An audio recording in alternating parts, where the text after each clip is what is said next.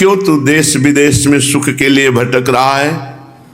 अगर सुख चाहना है तो राधा नाम को रट करके देखो, लोक परलोक के सारे सुख प्राप्त हो जाएंगे। सबसे बड़ा सुख क्या है? संतोष। जब आवे संतोष धन, सब धन धूल समान। यथा लाभ संतोष, सदा काहू सो कछु न चाहोगो। ये स्थिति बहुत सुख प्रदान करने वाली है। कभी किसी के आगे हाथ नहीं फैलाना, भगवान ने जो हमें जितना दिया उसमें हम संतुष्ट हैं, ये बात नाम जपने से आएगी। जैसा दुख सुख परिस्थिति है उससे निकल पाना, ये नाम जप करने से आएगी। और जन्म मरण के चक्र का भेदन कर देने वाला शुद्ध ज्ञान ये नाम जप से मिलेगा। इसलिए किमरे भ्रम से दिगंतर महा, क्यों भटकता है, क्यों भागा घूम रहा है इस दिशा से उस दिशा कि हमारे कोई दुख दूर कर देगा, हमें कोई सुख मिल जाएगा। बैठकर नाम जप कर, जहां हो जैसे हो प्रभु के हो, नाम जप करो। नाम जप से सब ठीक हो जाएगा। थोड़ा लंबे समय तक 2-4 दिन जप करके फिर सोचो कि हमें कुछ लाभ मिला कि नहीं, तो लाभ तो मिला पर दिखाई नहीं देगा। जैसे कई दिन के भूखे हो 2-4 कवल खवाकर हटा दिया जाए तो आपको और जलन पैदा हो जाएगी कि भूखे थे अच्छा। तो ऐसे ही जब नाम शुरू करोगे तो आपके अंदर वासनात्मक विकारात्मक जो दोष भरे वो निकलेंगे। अब आपको डट के नाम जप करना है, पूरा का पूरा गंदा भाव नष्ट हो जाए, अनर्थ निवृत्ति हो जाए, फिर देखो आनंद आ जाएगा। राधा जीवित बंधुम, श्री लाडली जी के जीवन स्वरूप श्री लालजू महाराज और लालजू के जीवन स्वरूप श्री लाडली जी महाराज वृंदावन में साक्षात विराजमान है। इनका आश्रय लो और खूब भजन करो। पूज्यपाद श्री उड़िया बाबा जी महाराज ब्रह्मबोध संपन्न महापुरुष, जिनके एक एक शब्द परम सत्य है। 6 प्रकार की शुद्धि, मन की शुद्धि, मन को विषय भोगों के पदार्थों का चिंतन न होने देना, भगवत चिंतन करना। एक ही बात से मन की शुद्धि हो जाएगी। पूज्य बाबा कह रहे हैं मन कैसे शुद्ध करें, तो मन की शुद्धि होगी भगवत चिंतन से। राधा राधा राधा, विषय चिंतन साइड में हो रहा है, आप उससे आकर्षित मत होइए, उससे जलिए मत, वो अपने आप डिलीट हो जाएगा, नष्ट हो जाएगा। राधा राधा राधा, सदैव भगवत चिंतन करने से, निरंतर भगवत चिंतन करने से मन पवित्र हो जाता है। दूसरा, वाणी पवित्र, सत्य बोलो, मधुर बोलो और हितकर भाषण बोलो। किसी को चुभने वाला, दुखद, कर्कश, अश्लील ऐसे भाषण मत बोलो, ऐसे शब्द मत बोलो। और वाणी से प्रभु की लीलाओं का गुणगान करो, नाम कीर्तन करो, इससे आपकी वाणी शुद्ध हो जाएगी। अन्न शुद्धि साधु के लिए आकाश वृत्ति से प्राप्त हुआ, अर्थात जो भगवान दे दे, या भिक्षाटन के द्वारा उदर पोषण, और गृहस्थ को धर्म पूर्वक अपने कर्तव्य का पालन करते हुए जो जीविका साधन से अर्थ मिलता है उसी से अपना गुजारा करे, तो उससे अन्न शुद्ध हो जाएगा। हस्त शुद्धि, दान न लेने से, दूसरों का परोपकार करने की भावना से, सेवा करने से,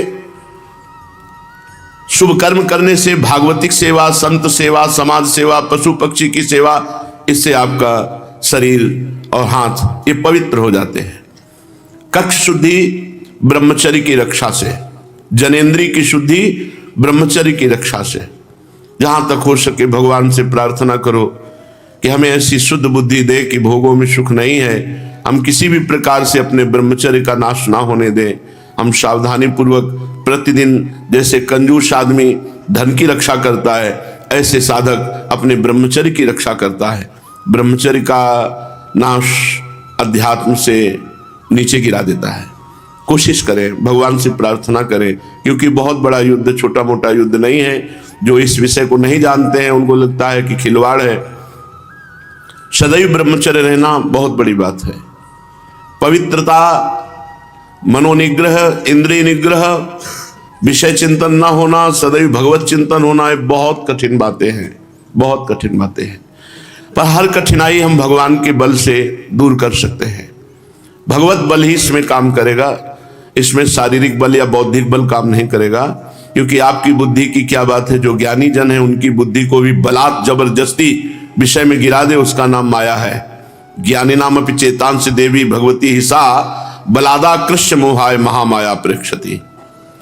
भगवत बल से, प्रिया बल से निकला जा सकता है। मेरे बल से वृंदावन रानी, उन्हीं के बल से यह शुद्ध जीवन व्यतीत किया जा सकता है, नहीं तो बहुत कठिन है, बहुत कठिन है। हंसी मजाक नहीं है, ये खिलवाड़ नहीं है। तो कच्छ शुद्धि, वीर्य रक्षा करना, अष्ट प्रकार के मैथुनों से दूर रहना, शुद्ध जीवन, पवित्र आहार, पवित्र विचार, तो आपका ब्रह्मचर्य ठीक रहेगा। क्रिया शुद्धि, शुद्ध निष्कपट भाव से भगवत सेवा के हेतु जो क्रिया की जाती है उससे क्रिया शुद्ध हो जाती है। जैसे किसानी है, व्यापार है, नौकरी है, जो भी है, आप अपने पद का दुरुपयोग न करें, आप कर्तव्य का पालन करें, अर्थ प्रधान बुद्धि न रखें, तो आपकी हर क्रिया पूजा मानी जाएगी।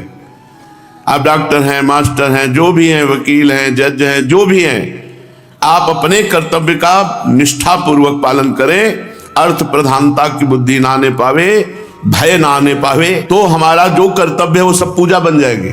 सच्ची मान लीजिए, नाम जप हो और अपने कर्तव्य का पालन हो, इसी से भगवत प्राप्ति हो जाएगी। या तो भगवान से प्रेम हो जाए या संसार से भय हो जाए, तो भगवान की शरणागति हो जाए। दो बातों में शरणागति पुष्ट होती है, या तो भगवत प्रेम जागृत हो जाए और या संसार से भय आ जाए। जो सभीत आवाज शरणाई रखियो ताई प्राण की नाई, भगवान कहते हैं।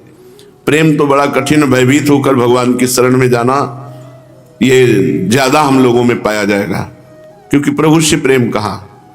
तो भय, रोगों से बचने के लिए, दुख से बचने के लिए, जन्म मरण से बचने के लिए, नाना प्रकार की विपत्ति, संकट, कुचिंता, इन सब से बचने के लिए हम भगवान की शरण में हो, भगवान का नाम जप करें। तुम्हारा मन जब भगवान की ओर लग जाएगा तो विषयों की ओर से अपने आप हट जाएगा। तुम विषय हटाने की चिंता मत करो, भगवान में लगने की चिंता करो। जैसे अगला कदम सही जम गया तो पिछला उठाने में कोई दिक्कत नहीं होती, तो अगला कदम होना चाहिए भजन। हम भजन में मन लगाने की चेष्टा करें, पीछे से विषय चिंतन अपने आप छूट जाएगा। जहां नाम जप में प्रेम होने लगता है तो ना कोई पदार्थ अच्छा लगता है, ना कोई अभिमान सम्मान अच्छा लगता है, ना कोई पद प्रतिष्ठा अच्छी लगती, बस यही लगता है नाम जप करें।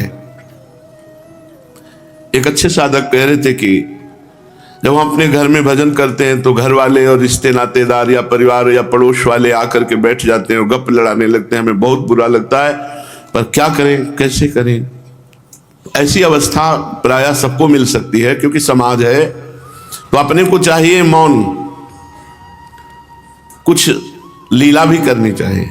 अगर आप ऐसे ही मानसिक जप कर रहे हैं तो माला पास रखो, जहां देखो ऐसे लोग आ गए माला ले लो, उनको माला दिखा दो। अगर वो बार बार बात करते हैं तो उनसे रोक करके बोल दीजिए कि मुझे संख्या पूरी करनी, गुरु आज्ञा पूरी करनी, अभी हमारा भजन का टाइम है, जाइए। कोई भी हो, भजन के लिए नहीं डरना चाहिए। देख लो आ रहा है, आंख मूंद लो।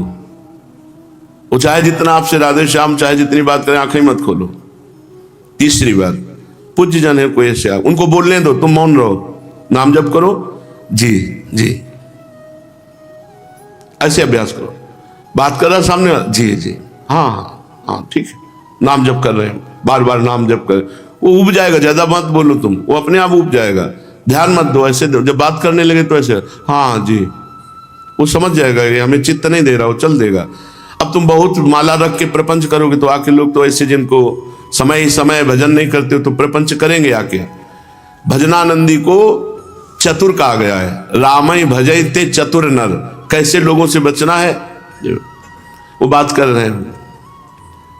जब हम देखते हैं कि जैसे चित्त नहीं दिया, कोई बात पूछ रहे हैं तो दोबारा उनकी पूछने की हिम्मत नहीं होगी, चित्त नहीं दिया।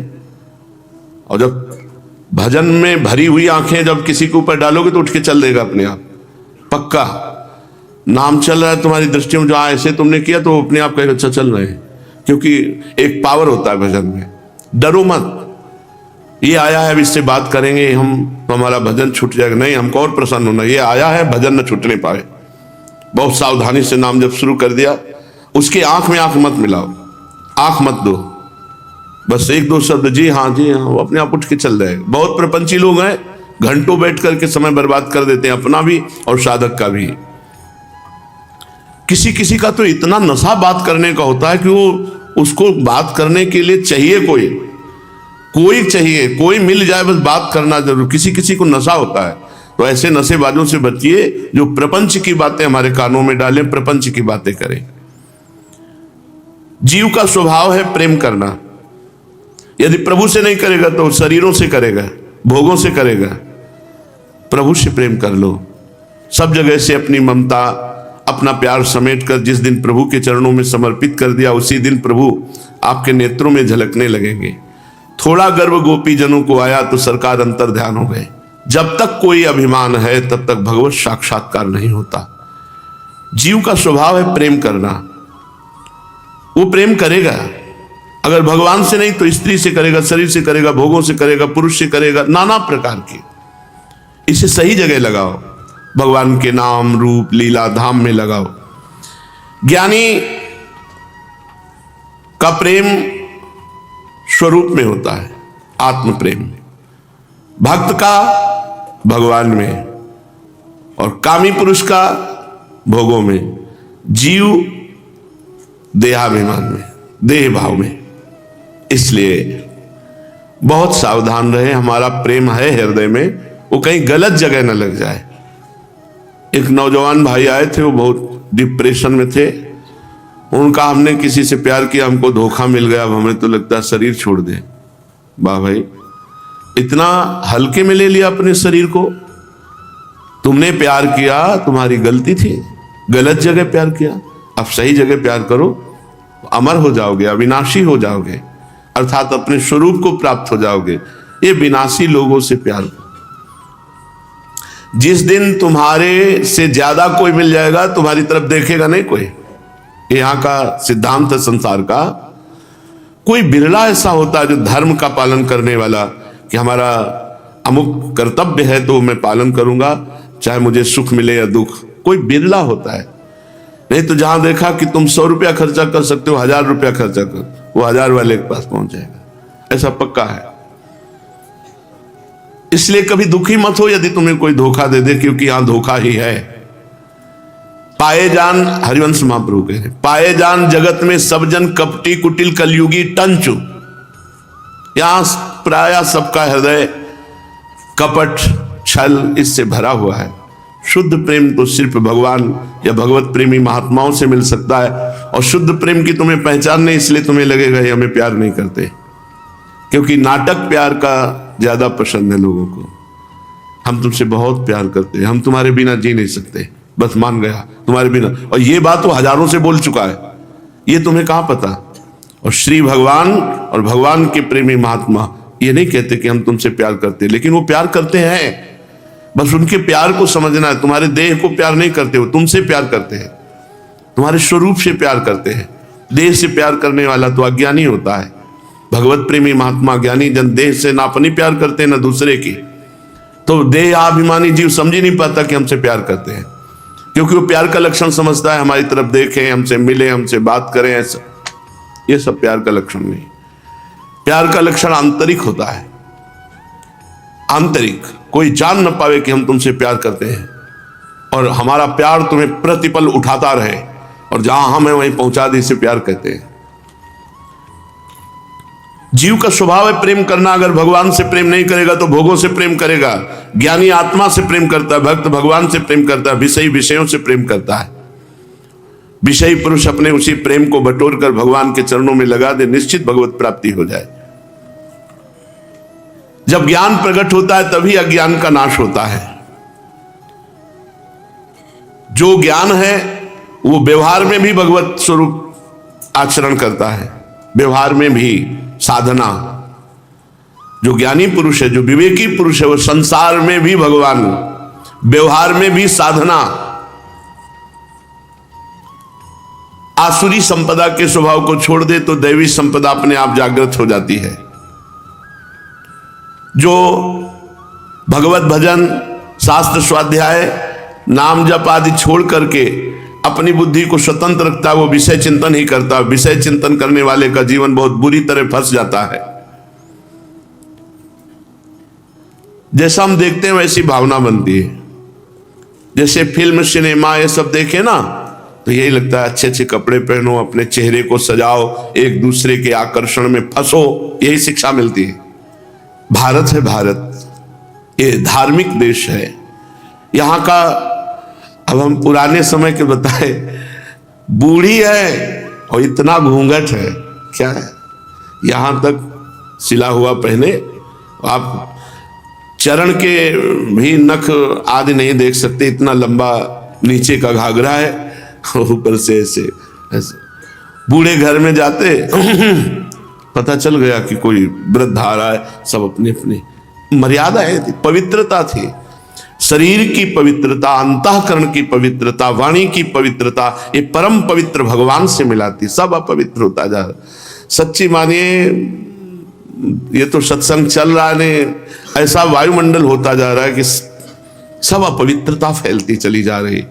भगवान बड़ी कृपा किए हैं आप लोगों के ऊपर कि आप बैठकर सत्संग सुन रहे हैं, नहीं तो कलयुग भगवान का ऐसा प्रताप है कि 10-11 बजे तक सो, मनमानी आचरण करो, दिन भर बस किसी तरह पेट भरे और इंद्रियों की विलासिता हो, बस इतना ही लक्ष्य रह गया, इंद्रियों की विलासिता, भोग विलासिता।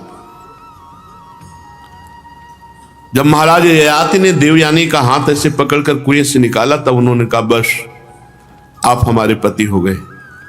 तो उनका, आप भगवान शुक्राचार्य की पुत्री हैं, हम आपको ऐसा बोलने से भी मना करते हैं क्योंकि आप हमारी पूज्य। उन्होंने कहा नहीं, आर्य धर्म में एक बार जिसने हाथ पकड़ लिया, अब ये हाथ किसी दूसरे को नहीं हो सकता। सच्ची मानिए, बहुत कलयुग का ऐसा कुप्रभाव पड़ता जा रहा है कि नींव खराब होती चली जा रही। जो महापुरुषों के वचन है, ये सुन रहे हो, धारण करने की क्षमता, ये सब कलयुग के कुप्रभाव से नष्ट होती चली जा रही है।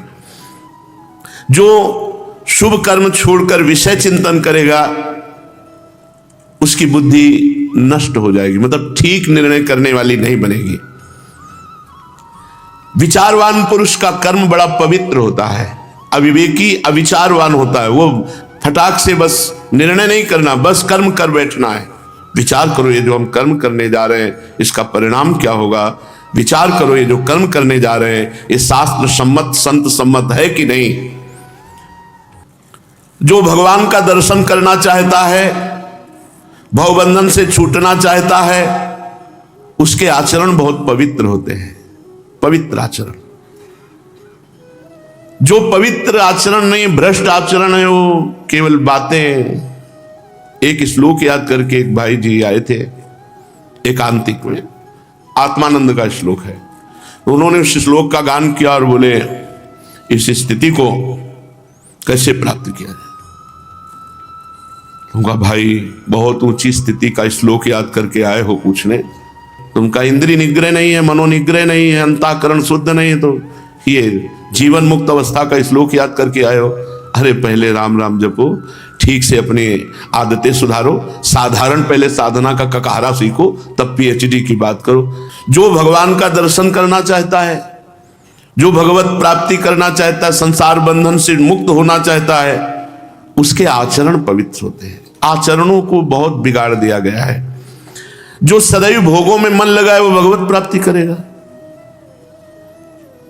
थोड़ा सा भी शब्द स्पर्श रूप रस गंध में अनुराग है तो भगवान की उपासना में उसका राग नहीं होगा। इसलिए सबसे पहले उपासक को नाम जपने में लगना चाहिए। भगवान क्या है, ब्रह्म क्या है, संसार छोड़ो सब बात, पहले चलो राधा राधा राधा राधा राधा राधा। बंगाल में कहावत है, जेमिन मन तेमिन भगवान। तुम्हारा जैसा मन है वैसे तुम्हें भगवान का अनुभव। पहले इसको शुद्ध करो, नाम के द्वारा, अधिक नाम जप के द्वारा इस मन को पवित्र कर लो। श्रद्धा, भक्ति, नम्रता, उत्साह, धैर्य, मिताहार, आचरण पवित्र, शरीर वस्त्र गृह जहां रह रहे हो वो पवित्र, सच्चिंतन, संयम, कुचिंता का त्याग, कुसंग का त्याग, ये महापुरुष के लक्षण होते हैं। ये महापुरुष बना देंगे आपको। श्रद्धा, भक्ति, नम्रता, नाम जप में उत्साह, हर दुख सहने का धैर्य, भोजन थोड़ा, मिताहार और आचरण पवित्र, शरीर पवित्र, वस्त्र पवित्र, जिस कमरे में रह रहे हो वो पवित्र, और सच्चिंतन, कुचिंता का त्याग, कुसंग का त्याग, ये सब महापुरुष के लक्षण हैं। ये महापुरुष बना देंगे। अनावश्यक कर्म मत करो, अनावश्यक वाणी मत बोलो, अनावश्यक देखो मत। तुम में शक्ति है, नेत्रों को रोको, बार बार देखने से आपकी चंचलता में शक्ति नष्ट होती। वाणी को रोको, व्यर्थ का भाषण करने से वाणी शक्ति नष्ट होती। शरीर को व्यर्थ की चेष्टा, व्यर्थ के कर्मों से मना करो, रोको इसको, पवित्र आचरण करो, शास्त्र सम्मत आचरण करो। विश्वास करो, तुम एक एक सेकंड जो कर रहे हो, चाहे बुरा चाहे भला, उसका फल जरूर मिलेगा। एक एक सेकंड का हिसाब होगा। ऐसा नहीं है कि आपको कोई देख नहीं रहा, चाहे बुरा कर रहे हो चाहे भला कर रहे हो, परमात्मा देख रहा है। कोई ऐसी जगह नहीं जहां उसकी दृष्टि ना हो। जब तुम पैदा हुए थे तो पैदा होते ही रोए थे। अब तुम ऐसा काम करके जाओ कि हंसते हुए यहां से जाओ। वो है भगवत प्राप्ति। मेरो मन आनंद, कब मरी हो कब भेटी हो पूरन परमानंद। मरने से सब जग डरा, मेरो मन आनंद। पूज्य बाबा कह रहे जब आए थे तो रोए थे, अब ऐसा कार्य कर लो कि जब जाओ तो हंसते हुए जाओ, मुस्कुराते हुए भगवान के धाम। यदि कोई पुरुष जब समय मिले तो अपना नशा बना ले कि मुझे महात्मा के पास बैठना है, संत के पास, संत दर्शन के पास जाना है, तो आप ये समझो कि वो कुछ साधन ना करे तो भी वो भगवत प्राप्ति के समीप पहुंच जाएगा। जब समय मिले तब संत संग, जब समय मिले तब संत संग। संत संग उसको उठा देगा, अध्यात्म की भूमिका में ले आएगा। पर एक और बात है, कल एक गिरिराज जी के पार्षद आए थे, उन्होंने कहा बाबा पता नहीं क्या बात है, जब सोचते हैं कि बाबा के पास चलना सोई खतरा उत्पन्न हो जाता है। आज भी हम आए तो हमारी पसली में चोट लग गई। जब हम सोचते हैं बाबा के पास जाए तो हम कहा इसका मतलब क्या निकाला आपने? बोले कोई हमारे कर्म ही है। हम कहा भगवत पार्षद हो, निगेटिव भाव नहीं निकालना।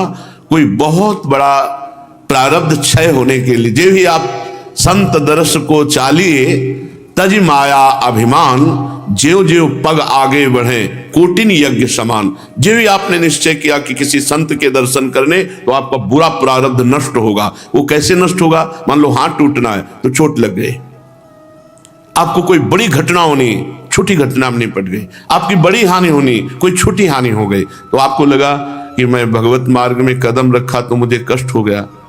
एक और कल एकांतिक में प्रश्न कर रहे थे कि मुझे लगा कि जब से मैं भगवत मार्ग में चलने लगा तब से सब प्रतिकूल होता जा रहा है।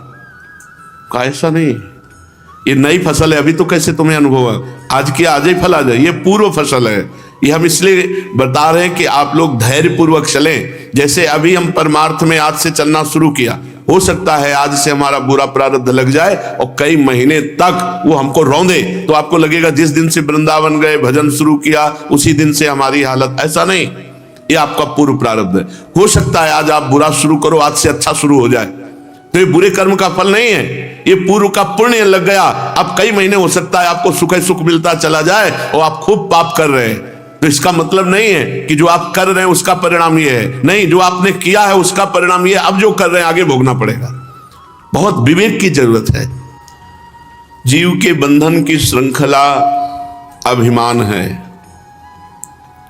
किसी भी तरह का अभिमान हमें इस संसार की बेड़ियों में जकड़ देता है। धनाभिमान, कुलाभिमान, विद्याभिमान, रूप अभिमान, यौवन का अभिमान, विशेष विशेष प्रकार के अभिमान जिसके हृदय में होते हैं तो वहां भक्ति महारानी प्रकाशित नहीं होती। भक्ति का प्रकाश दैन्य में है। दुर्गुणों का विकास अहंकार में है। जितना अहंकारी होगा उतने दुर्गुण दुराचार उसमें, जितना दैन्य होगा उतने सद्गुण सदाचार उसमें।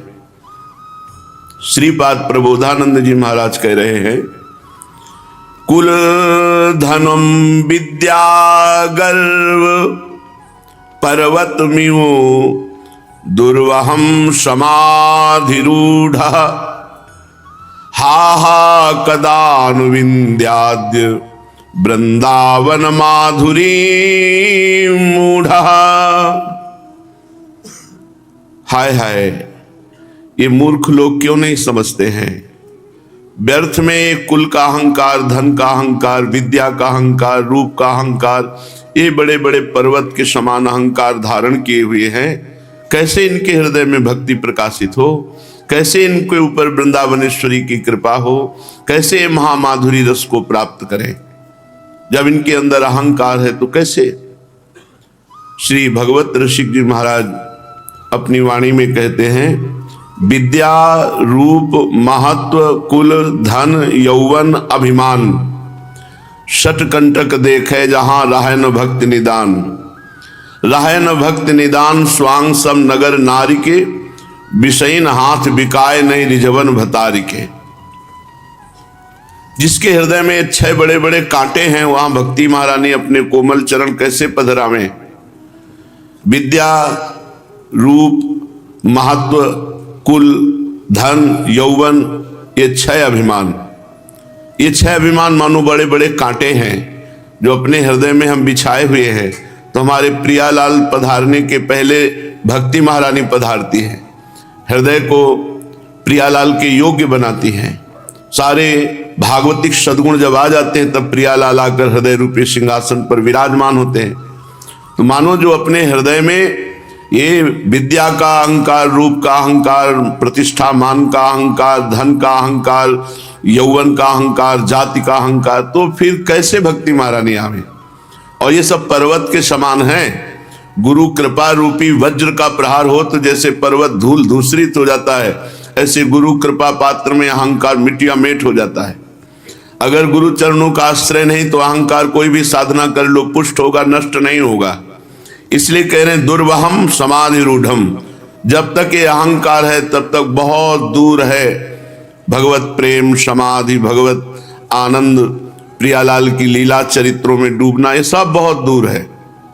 इसलिए इस अहंकार को त्यागो, रसिक महापुरुषों के चरणों का आश्रय लेकर दैन्य भाव लाओ। दैन्य भगवान को प्रिय है, तो जहां दैन्य आया तो भगवान की प्रिया प्रेम लक्षणा भक्ति महारानी उसके हृदय में पधारती हैं। विचार करके देखो तुम अहंकार किस बात का करते हो, क्या पैदा किया हुआ तुम्हारा है। तुम्हारा शरीर भी तुम्हारा तो नहीं बनाया हुआ है, तुम्हारी बुद्धि भी तुम्हारी बनाई हुई नहीं। तुमको जिस घर में पैदा किया तुमने चयन किया है क्या? तुमको जो परिवार समुदाय दिया किसने दिया? तो जब हम विचार करते हैं तो अहंकार टिकता नहीं है, क्योंकि मैं कहीं नहीं हूं, सब भगवान के द्वारा व्यवस्था की गई हमारे कर्मानुसार। जो हमने पूर्व जन्म में कर्म किए उसके अनुसार भगवान ने हमारी मंगलमयी व्यवस्था की है। तो हम अहंकार किस बात का करें? क्या आपने अपने रूप की रचना की है क्या? तो रूप का अहंकार क्यों? क्या आपने वहां पास बनाया था कि मैं इस जाति में जन्म लूं? फिर इस बात का अहंकार क्यों कि मैं उत्तम कुल का हूं? नहीं, ये सब व्यर्थ का अहंकार है। भगवान ने जितनी बुद्धि दी है, जितनी विद्या दी, जितना रूप दिया, जितना महत्व दिया, वो सब उनका दिया हुआ है। तो आप व्यर्थ में अहंकार क्यों करते हैं? विवेक विचार के द्वारा अहंकार का नाश, गुरुदेव के वचनों का पूर्ण रूप से पालन करने से विवेक का उदय हो जाता है। यही सत्संग है। गुरु वाक्य पर दृढ़ श्रद्धा विश्वास तो विवेक का प्रादुर्भाव, विवेक विचार के द्वारा अहंकार का नाश हो जाता है। श्रीपाद कह रहे हैं, धिंग धिंग मामति कुमतिम वृंदावन लब्ध चिद घनात्मपि विडभांड दुराभिमानात् फुल्लो शल्लो कमानादयत। धिक्कार है तुम्हें, धिक्कार है, तुम्हारी कुबुद्धि को धिक्कार है।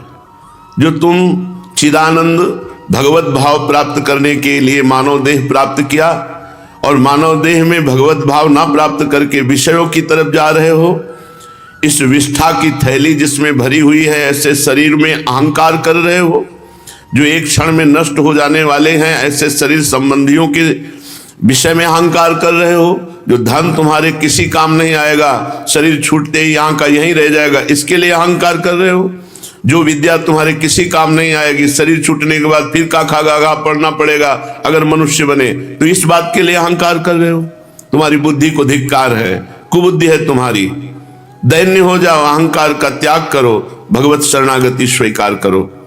श्रीमद् भागवत महापुराण सच्चिदानंद भगवान गोपियों के विराग्नि को शांत करते हुए प्रकट हुए और भगवान ने महारास किया। ततो दुंदुभयो नेदुर निपेतु पुष्पवृष्टयः जगुर्गंधर्व पतयः शस्त्रिकास्तद्यशोमलम। उसी समय ताल मृदंग उपंग वीणा वेणु सब बजने लगे, पुष्पों की वर्षा होने लगी और बहुत विशाल यमुना जी के पावन पुलिन पर रासमंडल, मध्य में श्री श्यामा श्याम, आसपास एक गोपी एक श्री कृष्ण, एक गोपी एक श्री कृष्ण, ऐसा खेलत रास रसिक ब्रज नंदन। एक पद सुना दास का जी।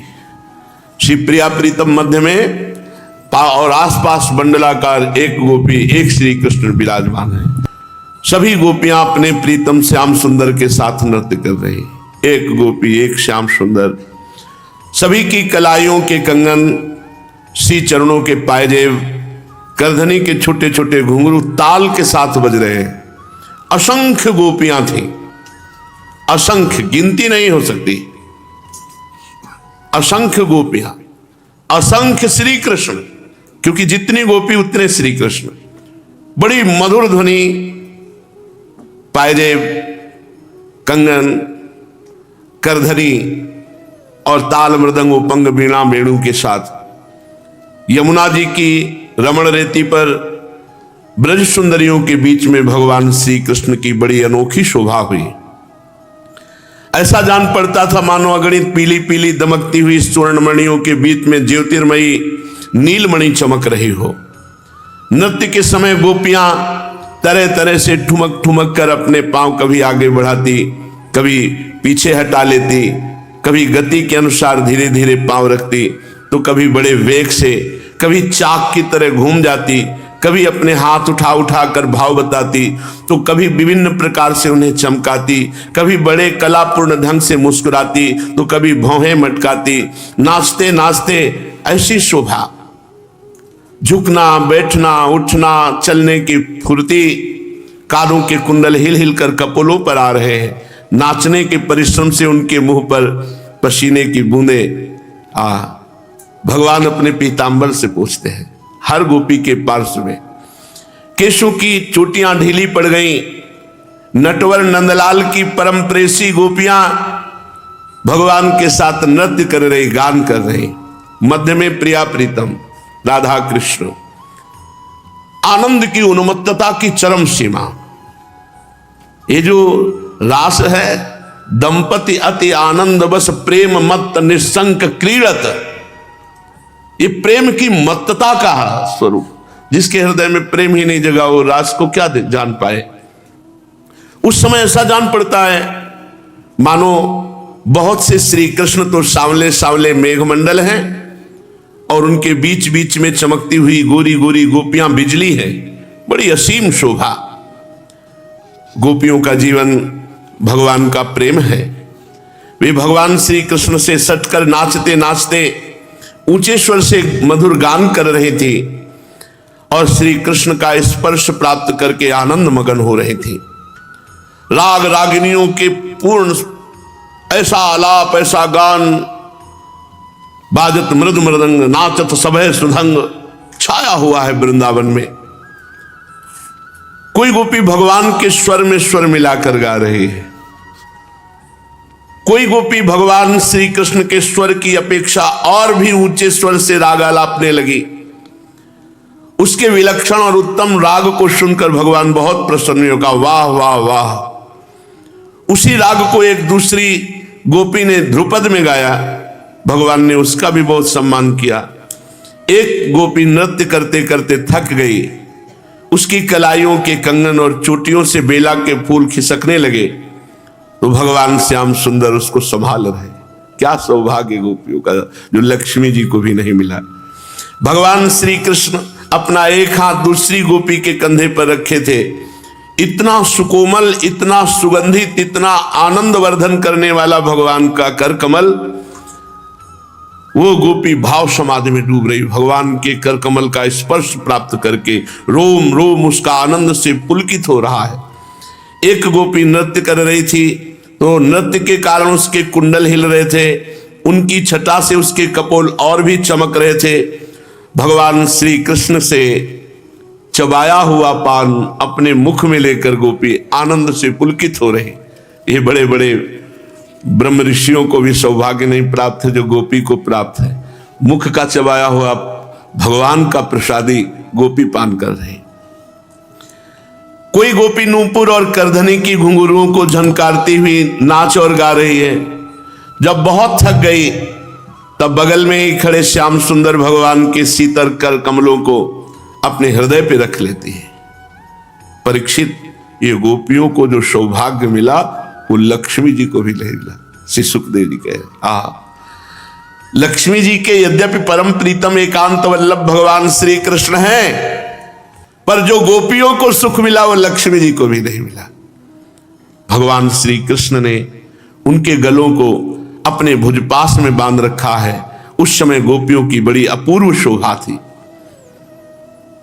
पसीने की बूंदें झलकने से उनके मुख की छटा निराली हो रही थी। वे रासमंडल में भगवान श्री कृष्ण के साथ नृत्य कर रही थी। उनके कंगन पायजेबों के बाजे बज रहे थे। भंवरे उनके ताल सुर में अपना सुर मिलाकर गुनगुना रहे थे और उनके जूड़ों तथा चोटियों में गुथे हुए फूल गिरते जा रहे थे।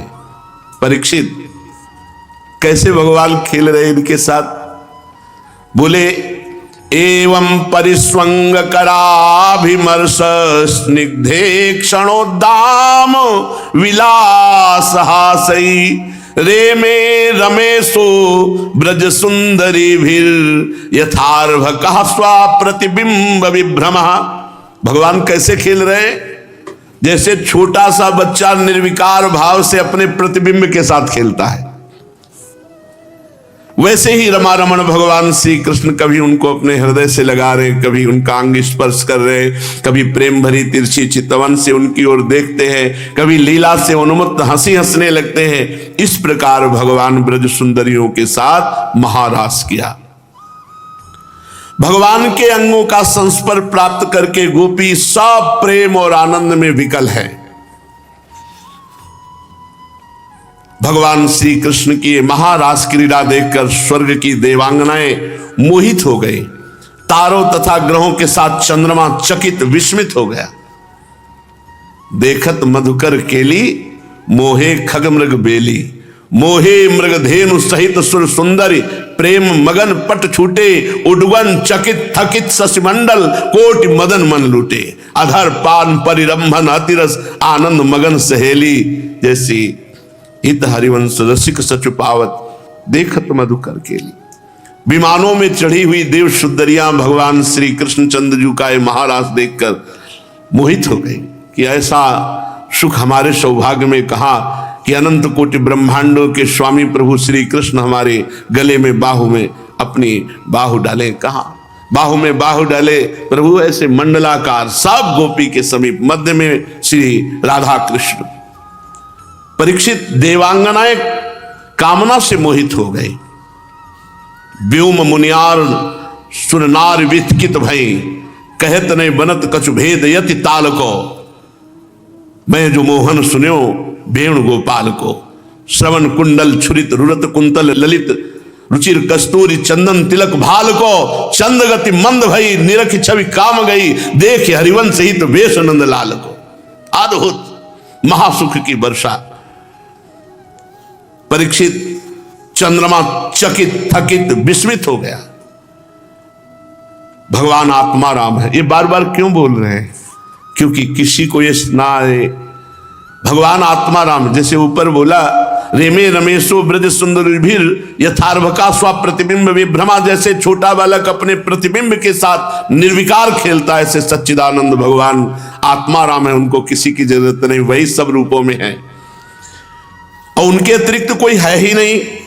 फिर भी उन्होंने जितनी गोपियां थी उतने ही रूप धारण किए और खेल खेल में उनके साथ अद्भुत रास किया। बहुत देर तक गान और नृत्य आदि करने के कारण गोपियां थक गईं। तब करुणा में भगवान श्री कृष्ण बड़े प्रेम से स्वयं अपने सुखद कर कमलों के द्वारा सबके मुख पोंछ रहे अपने पीताम्बर। ये सौभाग्य किसको प्राप्त? भगवान हर गोपी के समीप है ना, सबका मुख अपने पीताम्बर से पूछ रहे। भगवान के कर कमल का स्पर्श प्राप्त करके गोपियां प्रेम समाधि में डूब रही। प्रेम भरी चितवन, सुधा से भी मीठी मुस्कान, भगवान श्री कृष्ण सबको सुख पहुंचा रहे हैं। इसके बाद भगवान ने समस्त गोपियों को लेकर प्रियाजू के साथ जल क्रीड़ा की यमुना जी में।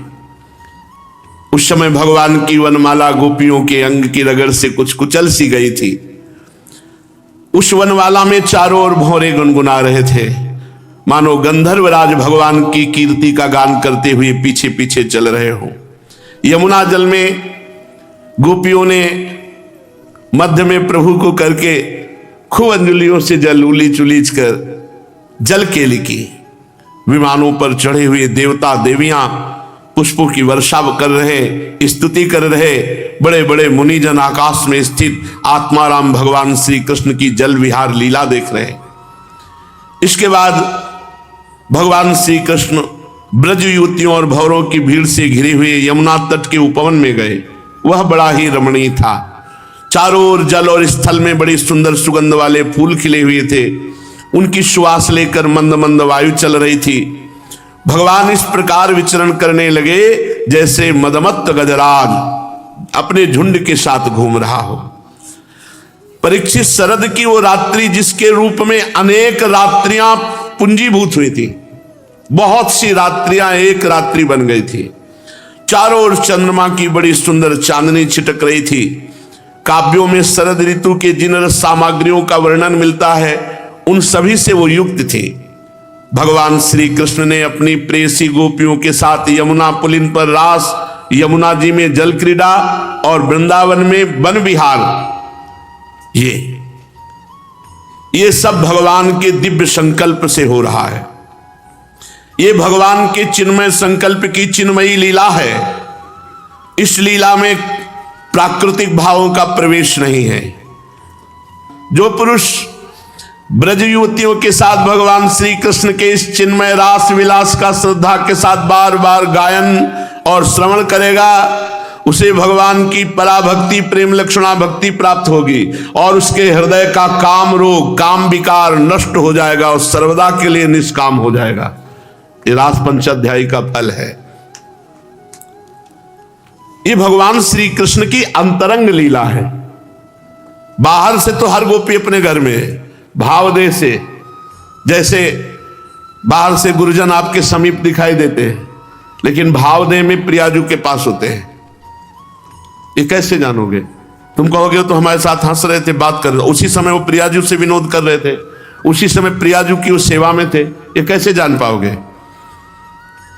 ये भगवान श्री कृष्ण की परम अंतरंग लीला निज स्वरूप भूता गोपिकाओं और महारानी जी के साथ होने वाली ये दिव्याति दिव्य क्रीड़ा है जो रास पंचाध्यायी में कही गई है।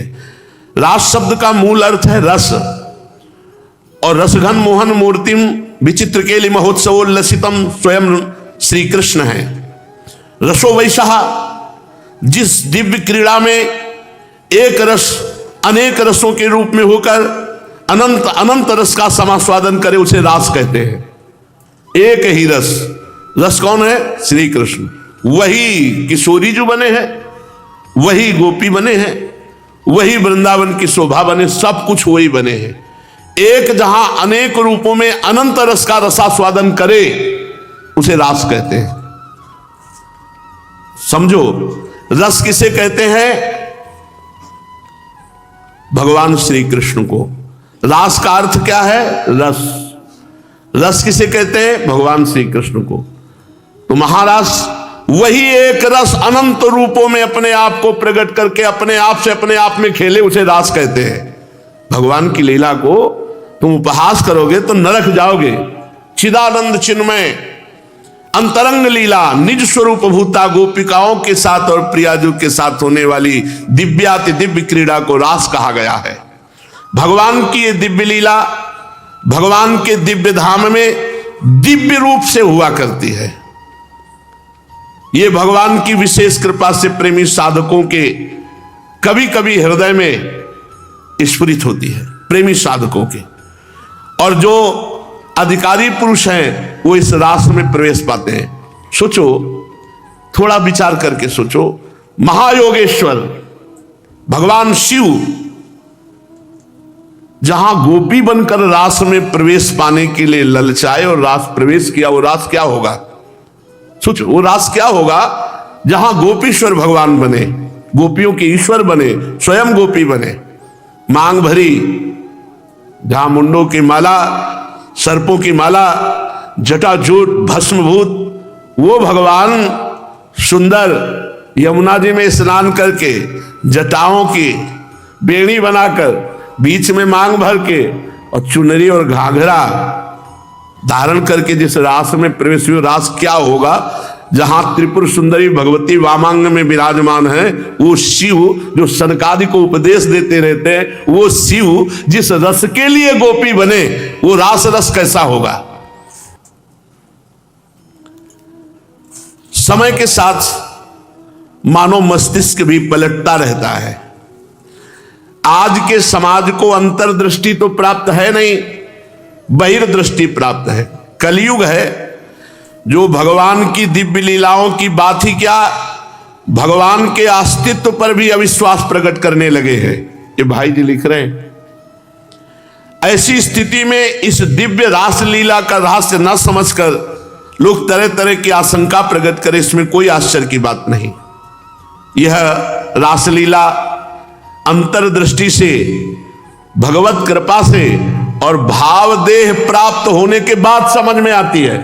भावदेह, भगवत कृपा से, अंतर्दृष्टि।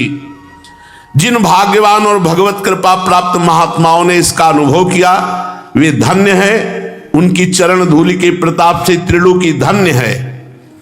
ये बात पहले ही समझ लेनी चाहिए कि भगवान श्री कृष्ण का जो शरीर है वो जीव की भांति कर्म बंधन युक्त पांच भौतिक जड़ नहीं है। जड़ की सत्ता केवल जीव भाव में है। भगवान की जो श्रीअंग की रचना है वो आत्मस्वरूप है, चिदानंदमयी है। अब चिदानंद का परिचय नहीं, चिदानंद का परिचय ऐसे जैसे हमारी आत्मा अलग है, ये शरीर अलग है।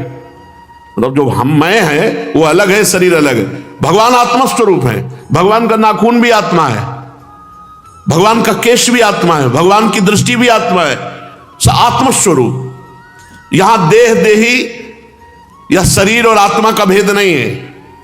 यह प्रकृति राज्य में होता है, भगवत राज्य में नहीं। वृंदावन का वृक्ष, वृंदावन की भूमि सब चिन्मय चिदानंदमय, प्रकृति नहीं है, सब कुछ चिन्मय। वहां चिद विलास हो रहा है। भगवान की लीला की सिद्धि के लिए सब कुछ आत्मस्वरूप प्रकट हुआ है। आत्मस्वरूप जो अपनी वासनाओं को नष्ट नहीं कर पाए हैं, जड़ शरीर को अपना मैं माने हैं, उनकी धारणा, उनकी कल्पना, उनकी क्रियाओं से बहुत दूर ये खेल है रास का। एक बार पूज्य श्री बालकृष्ण दास जी वेणु विनोद कुंज के ब्रज के बड़े महापुरुष एकांत में बैठ करके गोपी भावापन चर्चा कर रहे थे। जे देखा है संत आए बंद कर दिया। तो अवश्य पूरित होकर कहा कि प्रभु हम तो आपकी शरण में हैं, आप इतना बाहर का मानेंगे तो कैसे हम इस मार्ग में आगे बढ़ पाएंगे। किसी ने कुछ नहीं बोला। जब बहुत दिन तब फिर धीरे धीरे शुरुआत। ये महान एकांतिक रस भगवत राज्य का है। कोई स्त्री पुरुष जड़ चैतन्य यहां भेद नहीं। कोई भी गोपी ऐसी नहीं है जो सच्चिदानंदमयी ना हो। सच्चिदानंदमयी गोपी, आत्मस्वरूप, साधना की दृष्टि वाला शरीर नहीं है ये सिद्ध बपू है, गोपी बपू। स्थूल शरीर, सूक्ष्म शरीर, कारण शरीर, स्वर्ग, कैवल्य, मोक्ष, नरक, इन सबसे अलग चिदानंदमय देह। जैसे भगवान का ऐसे गोपी का। केवल चिदानंद स्वरूप श्री कृष्ण, चिदानंद स्वरूप वृंदावन, चिदानंद स्वरूप चंद्रमा, चिदानंद स्वरूप रेती, चिदानंद स्वरूप यमुना, चिदानंद स्वरूप गोपी, सब चिदानंद विलास हो रहा है। अलौकिक स्थिति में स्थूल शरीर, उसकी स्मृति, उसके संबंध में होने वाले अंग संग की कल्पना, ये सब। लेकिन चिदानंद में ये सब नहीं है।